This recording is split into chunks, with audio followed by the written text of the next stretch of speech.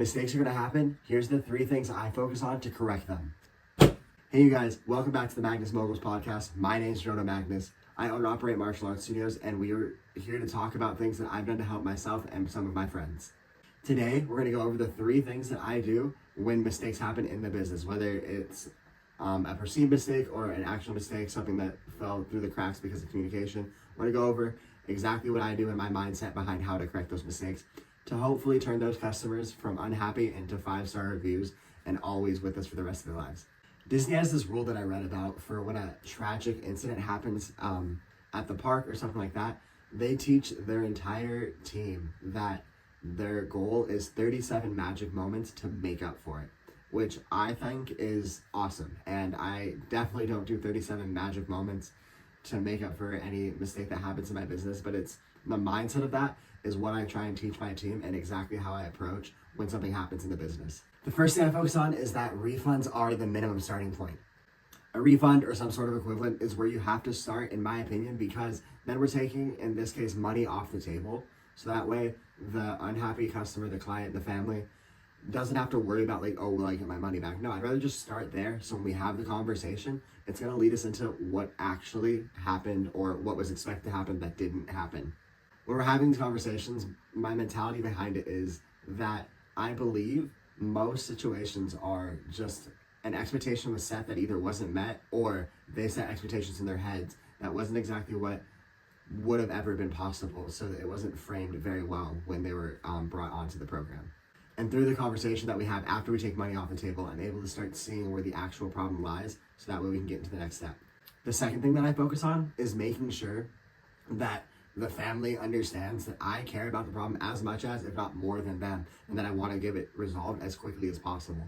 As the owner, something either happened that wasn't supposed to or something didn't happen that was supposed to, and I need to make it my priority to correct that problem and improve upon it, as well as make sure that mistake doesn't ever happen again, whether it was something that didn't happen or something that did happen that shouldn't have. And it's on me, whether it is actually my team's fault or whatever. I didn't train them well enough to make sure it never was going to happen, or I just fell short in my communication with them of what the expectation actually was. And so as the owner, I need to take responsibility of that and communicate that to the family, that I care about not only fixing their situation, but preventing it from ever happening down the road. And when I'm preventing it from ever happening down the road and correcting it for the family, I want to make sure I go above and beyond what I believe their expectation would be a proper correction, what the expected correction would be. The third focus I have is going above and beyond for when I'm correcting the situation and trying to make it right with the family. After having that conversation with them, once we took money off the table and already told them they're getting a refund no matter what, then I can get to the root of the problem and I'm able to go about actually providing them more value than they would have ever expected in terms of fixing the problem and creating a better solution for the overall outcome. Because once I'm attacking the real issue, then that really gives me the ability to go above and beyond in terms of giving them an additional program, not only giving them the month free, but maybe setting up weekly one-on-one lessons or setting up weekly calls so that I can check in and make sure everything's going all right, or all of the above. Have the one-on-one lessons, they get the month for free, and I'm going to be checking in with them every couple weeks on the phone, making sure everything's going all right. And then I get to bring it all back of what happened, what I did, and what I'm doing to solve it to my team so that way they can understand my mindset behind it and then they can hopefully gain the abilities to understand what the mistake was so that way we prevent it down the road, as well as how I, as the owner, took action to make sure that the clients were as happy as possible with the outcome. Bonus tip number 4 is teaching your team how to do it, making sure they understand where their powers are, where their powers lie in terms of what they can give away, what they can provide in terms of different upset scenarios, like a mishandled charge, a mishandled lesson, a lesson that was scheduled and the instructor decided or forgot to show up, or whatever it is. Teaching the team of what they can give away as like a freebie in terms of making the client happy on the spot. Because if the team knows what to do, then it will skip the step of having to go get a hold of me or the other owners. Bonus tip number 4 is teaching the team how to handle the situation.